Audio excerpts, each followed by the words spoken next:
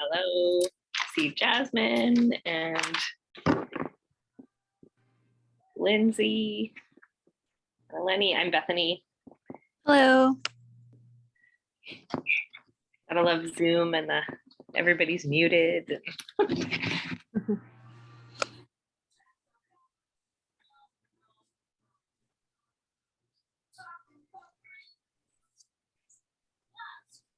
there.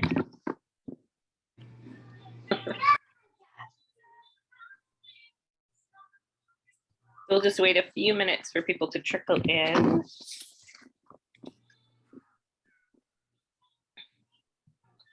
Some people joining.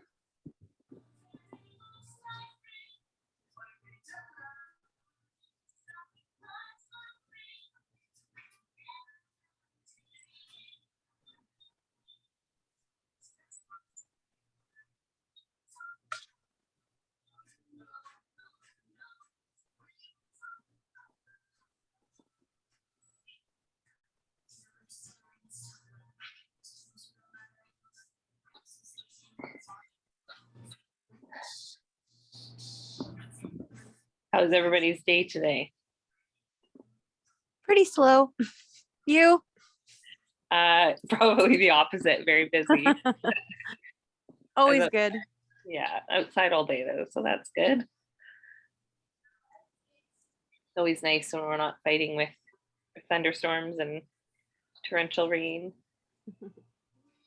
But so I'll probably wait 2 or 3 more minutes just to see if anybody else trickles in. I mean, nobody comes within the next little jaunt. I might just get started. So want to make sure we're respecting everybody's time. And just for those of you who are in right now, the Zoom meeting is being recorded, but it's only recording me. So it's pinned to me. And if you say anything, it'll record your voice. So if you have any questions, and then it'll just record when I share my screen, just because I have a little slideshow to show everybody. If you really don't want to be heard, then you're welcome to put your questions in the chat.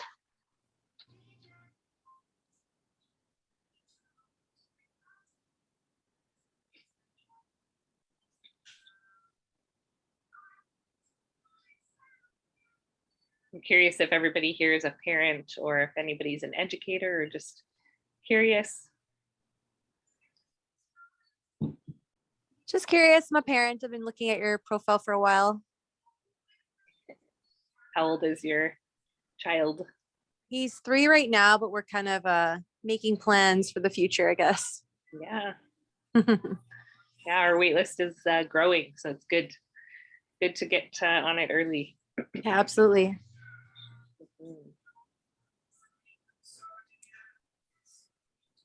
All right, well, I've waited a couple of minutes and still nobody popping in super late, so I might as well just get started, and then kind of catch anybody else up. So my name is Bethany Beaudry. I'm the founder and current executive director and principal of Beaver Creek Academy and Inspired Explorations Learning Community. And just to give you a little bit of background, in 2011, my then youngest daughter was born, and I was teaching in the public school system, and I went back to a school teaching physical education to K-5 children, and playing all day and loving my job, but at the same time noticing that there was something missing, and noticed for my own 2 children. So I have a now 12-year-old and a now almost 11-year-old, and noticed that I kind of wanted something to change and be a little bit different. And I thought that we could do it differently in educating young children. So I kind of started my journey in 2013 to do a holistic master's in developing learning communities.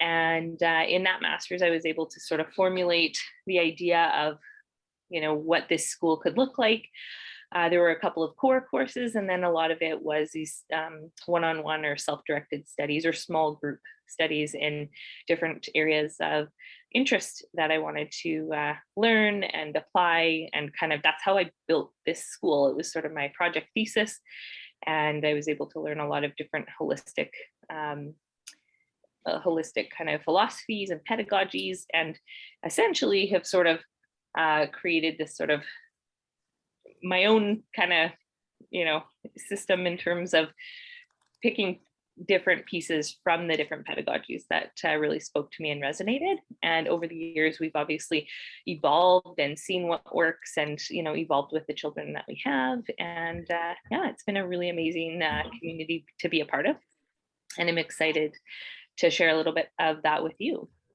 I am going to do a little slideshow.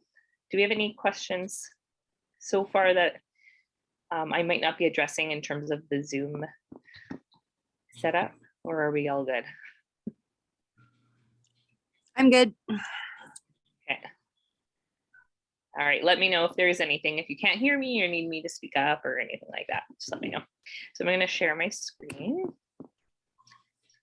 Oh, where did it go? This is it. Oh, that's the end. Let me go to the start here. So, Beaver Creek Academy. So like I said, we are a community. We're fairly small. Currently, we have 42 learners, and we have less families than that because we have families who have multiple children. And we really care about honoring children and where they are at academically, socially, emotionally. And we want to kind of, meet them where they're at, but then bring them along and see that growth in different areas. So I thought I would tell you a little bit about our days. Lots of people often say, how do you get outside every day? How do you get outside in the winter? And so I'll kind of explain that a bit, but just an overview. Every morning we practice mindfulness. We've kind of coined them mindful mornings. Sometimes they're paired with a snack and story for the younger children, and just a discussion on different feelings and topics and world issues, but also age appropriately. And it's really a time for children to become more self-aware about what they're feeling and how they feel that day, how their peers can help them move through the day if maybe they have had a little bit of a rocky start. It also helps them ground so that we can kind of start the day with some calmness to our bodies before getting into some of the academics and other amazing things that happen. We also include sort of literacy and numeracy comes in different ways. So we have times that are very specific to those basic skills that children need to kind of build, and we try to engage kids in these skills in a playful way. So when we talk about playing with purpose, we integrate a lot of games within our literacy and numeracy sections of the day, with pairing of also knowing that we all have to write in some way. We all have to, be able to kind of put pen to paper. So those are things that do happen. Sometimes it is in a little bit more of a formal worksheet, but we try and be playful with it. And we also have, low ratios, which I'll get to, which also just help with the support through those activities, as opposed to just having to sit there and not really know what to do. There's always somebody who's there to help out and have a helping hand. But we do follow Manitoba curriculum outcomes. So what that looks like for us is a balance of that, applying hands-on, gross motor, getting kids engaged in moving their bodies while learning these basic skills, and getting them excited about literacy and, reading and writing and representing and using drama and things like that to really push those skills. We also engage in some self-guided play multiple times throughout the day. This just kind of allows kids to be creative, to connect with each other. It's very social in nature. And, they can kind of apply some of the risky play pedagogy from our forest school, pedagogy that allows them to climb trees and engage with loose parts. And a lot of this does focus on more of that social play, but they do get longer than 15 minutes kind of at a time. They typically get half an hour. Sometimes in the afternoons for our littles, it can be an hour or even an hour and a half. And it just depends. Sometimes there are offerings that are very specific, and sometimes it's really their own kind of play with what they come up with. Lots of imaginary play and imagination unfolds in this time. As mentioned, we do engage in risky play as well as outdoor skills. I actually had a question today about whether we let our kindergarten children make fire. And I was like, oh yeah, we do. We show them how to make fire, and they get to build. They get to learn different ways of building fire, and age appropriately. As they get older, the flint and steel becomes a little bit more, something they can do safely. But often our risky play activities, we talk about risk. We talk about how we're going to mitigate risk, and those are guidelines that are really in place, that they know very clearly what's allowed and what's not, but really it's about what's safe, and how to mitigate, the higher risk. So we do whittling and sawing. We have a couple of more kids who have to finish, but we're almost done mallets. We did this term. So they created their own mallet out of cedar wood, which was kind of cool. And as you can see in this picture here, that's my eldest daughter, and she's just a swing magician. She takes ropes and can take wood and take tires and just create different swings on the trees. And so it's a really cool way of just giving some loose parts and having them kind of figure out, how am I going to do this? What am I going to do with this? Yeah, so pretty neat, different things. We also have in our park a creek. We have a full forest. And today we had a school of minnows, probably I would say at least 100 minnows, and the kids were just so excited to kind of just see that. And at the end of the day, sorry, I'm going on a tangent, but at the end of the day, we saw a buck, and then we saw a female deer who was probably about 6 feet away from our tarp. And we all just stopped, paused, and stared at this deer. And at the end of every day, we shared gratitude. And our kids were just kind of overjoyed with the gratitude of how close the deer came to us. So that was pretty cool. We also have our older kids. I say older because our youngest kids, project-based learning is very much things they can engage in a day. Sometimes it'll build on each other, as we think of the different units and the different age groups and things like that. We definitely build on ideas and practice. But at the younger years, a lot of it is, it's kind of instant play today. What did I do today? Not necessarily a long, drawn out project, but more of a daily, and we can come back to it and stuff. But the older kids, when we talk about project-based learning, there's sort of two routes that we've kind of developed, and we're still developing it. But the idea of this teacher-directed projects where we're looking at holistic projects that kids are engaging in science and literacy and numeracy and computer skills and things like that, where they're a lot of hands-on different ways of engaging, but also very open-ended and allow for a lot of inquiry, allow for a lot of questioning and co-creation. But the topic is driven a little bit by the Manitoba curriculum, as well as the interests of the kids. So if I know my group is going to get so excited about planting seeds, and I know that I have, grade 2-3 grouping, and my grade 3s are supposed to be learning about growing plants and observing them and that kind of thing, then it's really about, okay, I know they're going to get excited about this, or I kind of make this offering of, hey, wouldn't it be really cool if we engaged in this? And we get to kind of create those projects together, but they do meet those very specific outcomes from kind of a pre-understanding of the curriculum from the teacher. Whereas the other form of project-based learning that we also value is when kids bring up the ideas that they're really interested in learning, and it can be very basic skills that they're learning. This year we had a fencing group because we had an educator who used to fence regularly as a child and almost at the Canadian level.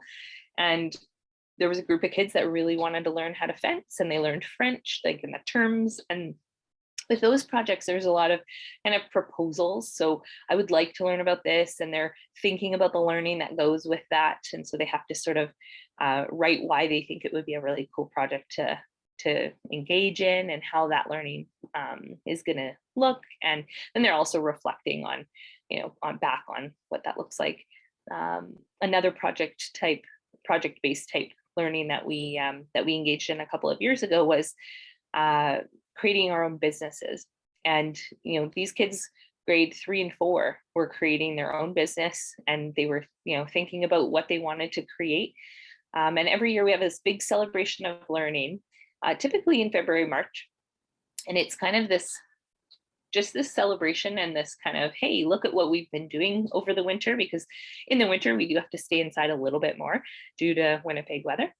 And the kids were just so enthralled, and they had created pamphlets, and they created their product, and they had to price the product, and we looked at marketing and things like that on a pretty simple level. But we went there, and every child sold out of their product, and it was just, you could just feel the pride that came from that. So very much like a product oriented learning, almost like that project that is really about products that we can create and then possibly sell for a fundraiser. And in that case, they sold it, and they made almost $700 towards what they wanted to purchase for the school. So that was kind of cool, because it's really just engaging them in something that's real, that's tangible, that they can see something back from. Music and art often get integrated, especially in the younger years, but I do teach music to all age learners, as well as physical education. We do physical education outdoors, only outdoors. We don't have a gym. So a lot of it is, field games, but also some outdoor skills, looking at hiking, or skills that you might need if you're going on a camping trip, or if you're going on a hike and you accidentally get lost, and different outdoor skills like that, especially in the older years. But music, we do engage learners in learning ukulele, and art. Like I said, there's the basic skills kind of get taught, but then it also gets integrated into a lot of the projects that come about. As mentioned earlier, we do a gratitude circle every single day.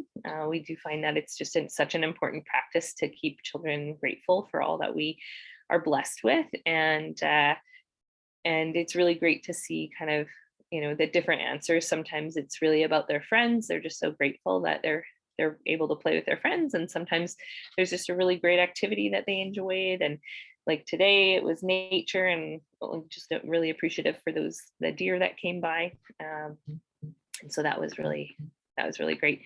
And yeah, it's just a nice positive way to end our day before we head home. Yeah, some people say, well, why BCA? We have low educator to teacher ratios. So our model is 12 to 15 learners per age group, with a certified educator, and then also a classroom support.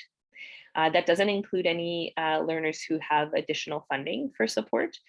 So that would be on top of that. So, we're looking at closer to a 6 or 7 to 1 ratio in terms of being able to support a class and meet those kind of one-on-one needs, especially if you have a small group of learners who aren't quite getting something. It's quite easy to support that group, and then also have other kids be challenged. We do have a wide variety of abilities, just like any classroom out there. You have some kids who are needing to be a little bit more challenged, and then others who just need a little bit more time to kind of sit on a topic. And so that's that helps immensely. We're play-based. We're in our interest-led approach, like I mentioned before. There's kind of a balance between kids being able to sort of choose, I want to do this, or I want to do that, or my project, I'd like it to be about this. And then also integrating those interests of, at the end of the day, it's really about the relationship you have with each child, and really knowing, what kind of excites them, and integrating that into the projects that we create. We do focus on emotional and social development.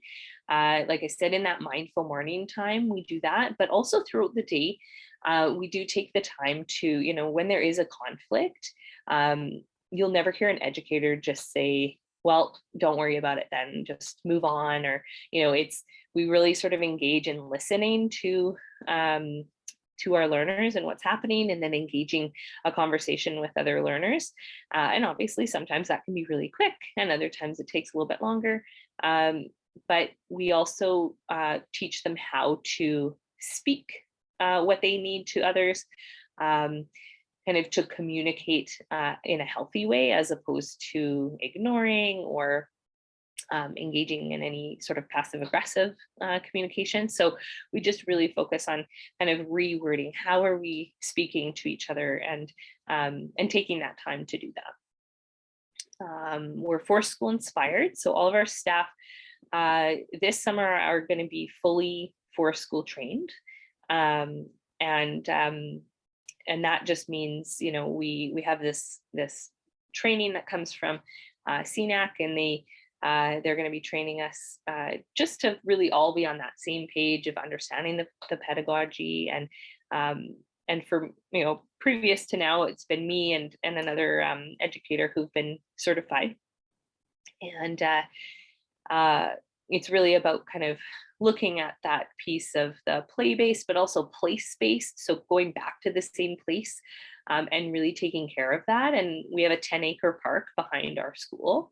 We are situated in a strip mall, but our park is really our classroom. So we want to take care of that. And we have different projects coming up as well that we're looking at in terms of adopting the park, wanting to plant some gardens, and just interact with the park in a way where it can be a sustainable piece.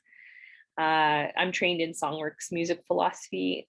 So this is, if you know music, kind of like Orff and Kodai, and this is a different kind of pedagogy that lends itself a little bit to both of those philosophies as well, and kind of has it all together, but really focuses in a playful teaching, playful way. We engage in a lot of song games, and we look at song study from a playful way in terms of how do we, interact with sound and get kids excited about that.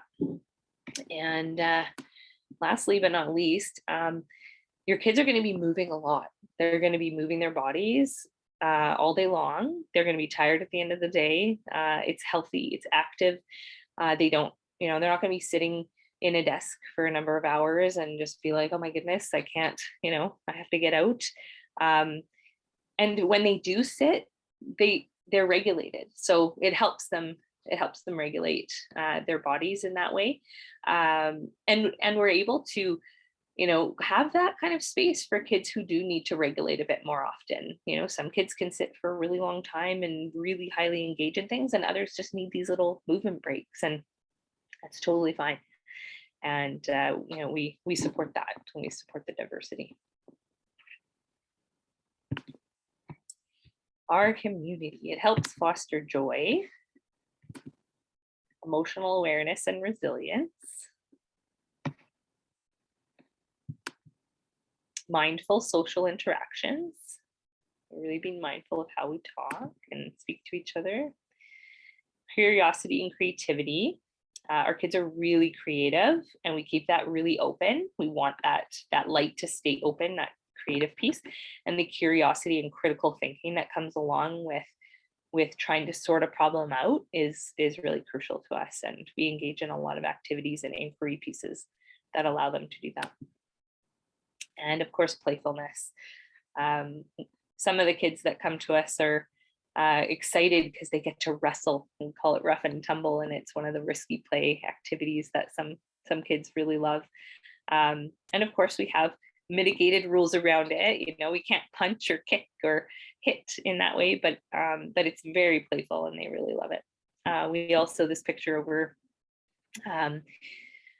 here, we before COVID, we interacted with, we have a 55 plus, I guess it's an apartment building next to us, and we would go over there one Tuesday a month and we'd play cards with some of the people there. So that was, you know, part of a way how we integrated that intergenerational learning.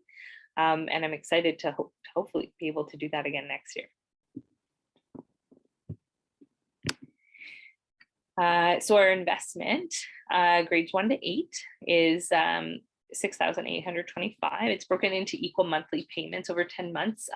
You can pay all at once if that's what you'd like, and there is a small bonus for that, so it's a little bit less if you do that. But we recognize that most people, you know, put it in a monthly plan. And then we have a full day kindergarten, and that's broken into equal payments. A lot of people ask why is it different? Kindergarten only gets partial funding from the government, so they we just get a lesser amount. So it's to be able to provide a full day support for those learners. So I am going to stop sharing, and I would just say, if you have a question, if you can put your hand up and I'll call on you, and then you wanted to ask away, or if you don't feel comfortable asking, please put it in the chat and I can answer that.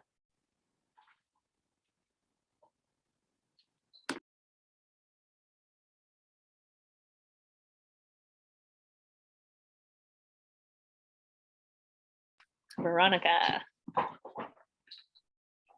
I'm just curious about enrollment. We've inquired a little bit already, but our child would be entering grade 2. So just curious as to like what availability looks like right now, if any updated information has come about as well. From what I understand, and I might have to double check our list, I feel like we have 1 or 2 spots in our grade 2 grouping. So we are looking at more of a kindergarten grade 1-2 kind of mix with multiple adults. So not just the one educator and one support. We probably have 3 in that room, and outside mostly. But yeah, Eleni. I'll ask in 1 second. Sorry, I just need to attend to something with my kid really quickly. No problem. We all get that.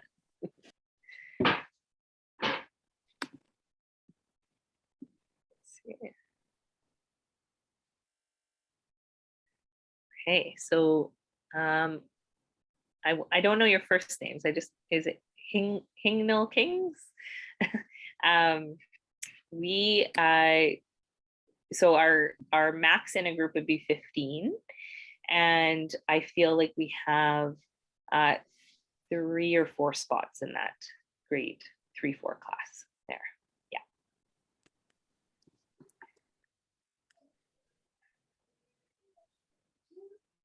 Okay, I'm good. If you're ready. Okay, Eleni. Yes.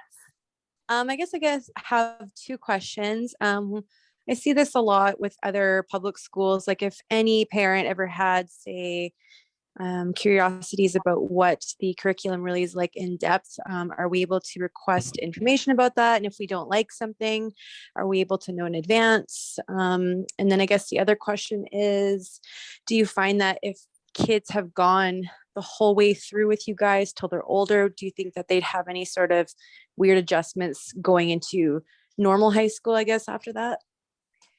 Yeah, I could speak to those things. I guess I'm a little curious about what you mean by curriculum in depth, because we do follow the Manitoba curriculum. Yeah, I guess I just want to clarify a little bit more about that. What do you mean by that? Like if there's a topic that was being spoken about? Yeah. I mean, I send a weekly email, and I don't feel like we don't do anything that, like, we speak to, kind of different world issues, at age appropriate levels. And, we're a diverse community, so we want to make sure that kids have a really well-rounded understanding of the curriculum in general, and just how, like, we do take an Indigenous perspective. So we do talk about, how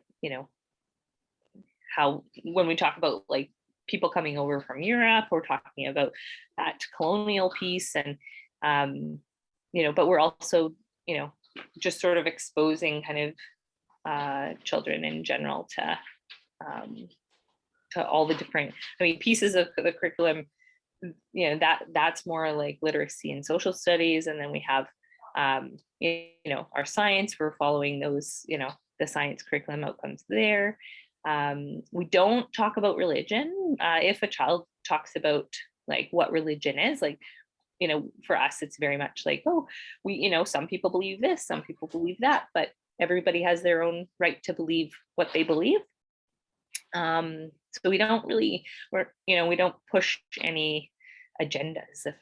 I don't know, I'm not sure if that's clear, or if there's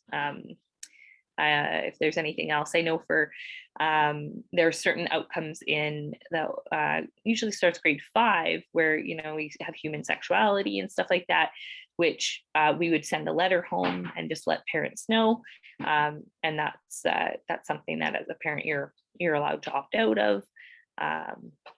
But other than that, like I said, typically we're just following the curriculum. If there was something where, maybe a child brought a certain project up that they wanted to explore, and we weren't, 100% certain what, if their parents were comfortable with that, or something, like say it was maybe something like the Holocaust, but the child was really young, like that would be something, a conversation we might have with the parent, and just say, kind of explore that and speak to that. I'm sorry, I'm forgetting your second question. The second one was just like if a kid went the full kind of length with you guys, that is available, if they're able to, do you think that they can adjust to high school life kind of okay, considering they're always in classrooms? Yeah, we as the children get older, they do they have more stamina to, kind of engage in sitting at table. It's not like we don't sit at tables in class, inside our class. We just have a little bit more flexibility in terms of moving around. My child is 12 and is transitioning to public school next year, and she's extremely well-rounded, and reads beyond a grade 8 level, can write and very creatively and thoughtfully, and has no problem, balancing that. I think it really depends on the child. I think children are very resilient, and we are giving them this core foundation of skills that are, for them to be able to critically think and be creative. And I think they're, also able to sort of understand that there are different, just like there are different workplaces, there are different places that they're going to have to adjust to, and those adjustments kind of will be different, everywhere they are. We haven't, this year will be, I guess, the first year we have some grade 8 learners leaving. We haven't had any in the past, so I don't have any data for you in terms of children who've gone on to high school, but I can speak to a few of our children. We have about 4 who've been here since kindergarten, and are in grade, will be going into grade 6 and 7 next year, and very well-rounded, and I'm going to speak to them. I would have no issues with them, adjusting to different places. If that's, did I answer your question? Oh yeah, those are both perfect. Thank you so much. Okay, no problem. Lindsay. Hi. First, I just wanted to say this is amazing. It's so nice. It's like a breath of fresh air. to hear that this exists actually in our city. I have a question about, you touched on it a bit around inclusion and a bit about accommodations. And I don't know if this is an offline conversation because it's about my child specifically, but I guess generally, I'm just curious how you would support a kiddo coming in who, like, for example, my daughter, she's in the public school system and she does have different accommodations that are provided, like based on OT, PT. And part of my brain thinks, well, perhaps in your environment, she might not need half those accommodations because it's just a completely different pedagogical approach. But if she did, is that something that, like, how does that work with your Yeah, school? so with independent schools in Manitoba in general, we don't actually get any services, but we can apply for shared services with with any division actually. I have applied in the past and we haven't been successful. We do have Right. one kiddo who gets some OT, and it's privately paid by mom. Mhm. But they come in and they support, the person supporting that learner, or multiple of our support staff, because we all work with them. And so that is one thing where we don't have that like resource team, psychologists and counseling and all that. But with the low ratios, we are able to give a little bit more support. We do have to apply for funding privately. So it is a per child basis. We don't get a lump sum like a public system would. Right. And does sorry. Does a child need a like, how does that work to get the It funding? depends. It depends on their age. It depends Okay. on, it depends on their needs too. I've had a lot of conversations with Brent Epp. He's the sort of in charge of in the Manitoba Education. And he's really, really easy to kind of call up and ask some questions and things like that. So it just depends. I would say that we have multiple children in our program who fall on the ADHD spectrum. We do have a child with autism. And for some, I mean, we know that this spectrum is huge and it's, wide ranging. So some kids thrive. Like it's, all they need is a little bit of organizational help. Like they just need their stuff together.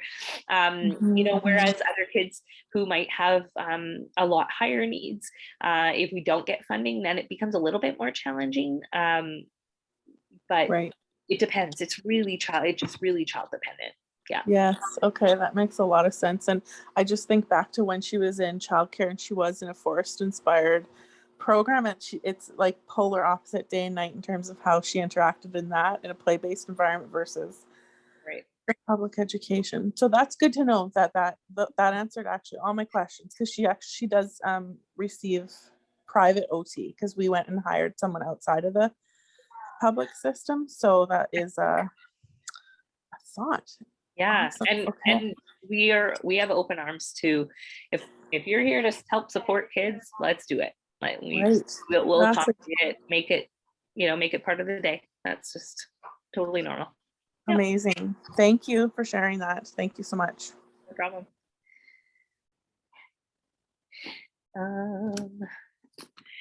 I do have some questions that were pre-submitted. I'm not sure if any of them are yours.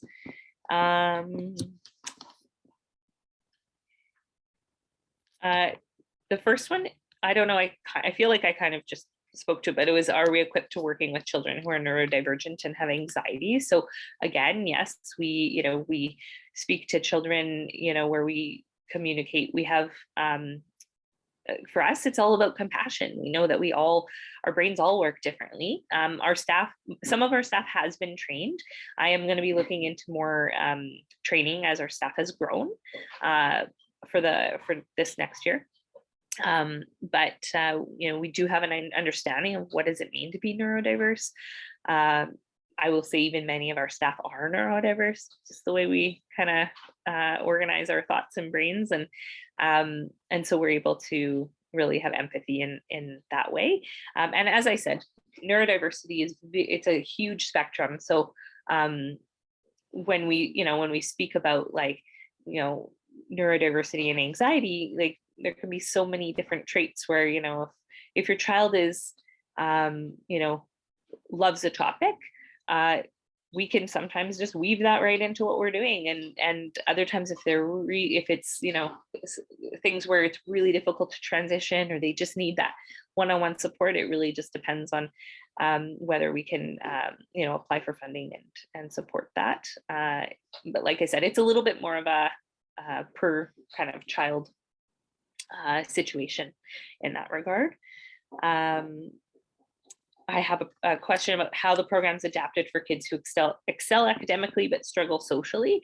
And like I said, because we have the small class size and we have that support, often I find myself really looking at each of the learners in my class and looking at, okay, how do I push these kiddos to where they're working, and challenge them, especially in, let's say numeracy or math, if I can really push them to kind of challenge them and then also support the other learners.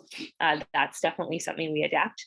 And then the social skills and emotional skills, we talk about those regularly. Educators we don't hover, we're not helicopters, but at the same time, we're very proximal to the learners and what they're doing. So if we know that somebody needs just a little bit extra, how do I say this in an appropriate way? Because we're, sometimes that's something that kiddos struggle with. Then we have the higher ratios where we are able to be there and kind of give that guidance in those play situations. And then how is technology education and media literacy taught as part of this program? So with the youngest group, we don't do a lot of technology. We figure they have a lot of technology at home. We want to be outside a lot. We integrate some with, maybe pictures and voice clips and things like that. But we just, our grades 3 and up do have some experience using a computer, and we go over sort of the online cyber stuff where we're talking about safety and what those different links, things that are safe or unsafe, just in a very age appropriate way, but also we just got a grant for a class group of Chromebooks, and I'm really excited to be able to implement some of that within our project-based learning next year as well. So the kids all have their own email address, so we work on things like those basics of sending emails and things like that. And then as they get older, they're using more information and integrating that. Yeah. Are there any other questions that anybody has?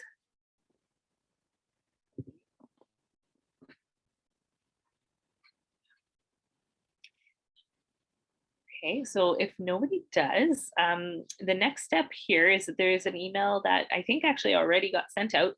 If you aren't interested in applying, I would apply because we are getting kind of applications daily. People are added to the wait list. And so if you apply through the link that you'll see, it's from admin@ilc.ca, then the next step would be coming and meeting me in person, and I can give you a little tour of the park, and yeah, and then we go from there. So in the next couple of weeks, I have some slots open for people to sign up, and I believe that once you fill in the application, then you get access to that kind of calendar, and you can choose what spot that I have in my availability works for your family. So if that's it, then yeah, I would say have a great night. If there's anything else, if you think of a question later on, you can send me an email at bethany.beaudry@ilc.ca, or if you send it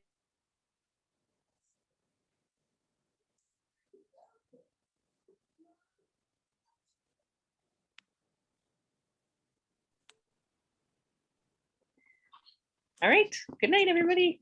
Thank you. Yeah, no problem. Thank you. You're welcome. Thank you so much for coming.